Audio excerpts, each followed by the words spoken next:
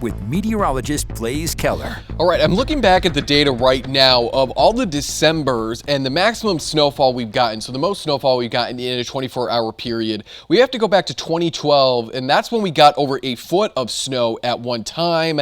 And over the last recent years, we haven't really even cracked over 5 inches in one snowfall, which isn't necessarily bad, but it goes to show you that, some Decembers we get quite a lot of snow, like say back in 2008 when we had the snowiest December on record with a grand total of 40 inches by the end of the month, or we don't get a whole lot. And, our temperatures kind of swing also. We were up at 68 degrees, our warmest high temperature in December history back in 2021. And if you remember, that was a really warm day because we were actually dealing with a low pressure system that brought tornadoes to part of Iowa, Minnesota, and even northwestern parts of Wisconsin. We here across southern Wisconsin were actually in a tornado watch that day. So that goes to show you that even in December, we can still get that chance for isolated tornadoes. Now, we're not tracking any tornadoes. In fact, we're tracking snow as we head not only through the rest of this evening, but into the rest of your weekend as well. We did have a stationary front that's kind of been pushed its way slowly towards the east, taking with it a lot of that moisture. There's still some pockets of some snow just over the state line there, back towards Waterloo as well. So maybe some flurries, Grant, parts of Iowa, Lafayette, Dane, Greene, as well as Rock counties. But for the most part, the accumulating snow has moved its way eastward.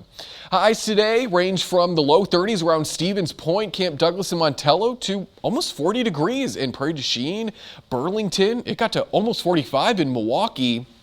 So we're not quite settled into that really cold yet. That arrives probably more into January and February, but we're getting a little bit of a taste of it. As temperatures right now slide into those 20s around Stevens Point, we're still in those mid to upper 20s, Montello, Camp Douglas, and then we find a lot of 30s from Baraboo really south into northern Illinois. But the pink number is what it feels like outside. So if you're planning on going out, maybe you have to take the dog out one last time, just make sure you're bundled up and make sure they are too. Now, even though snow has ended, we might be dealing with some fog as we head into the morning hours on Saturday. That should start to burn off as we head further into your morning, but it is going to stay cloudy as we go throughout the rest of your Saturday. It's Saturday night into Sunday that our next round of wintry precipitation moves on in, a rain-snow mix turning over to snow as we head further into your Sunday morning, leaving us with about 1 inch to maybe 2 inches of snow. You can kind of see that corridor ranging from southern Wisconsin all the way north into Green Bay. So if that's where you're headed on Sunday, just make sure that you are aware that you're going to be running into snow, not necessarily breezy conditions.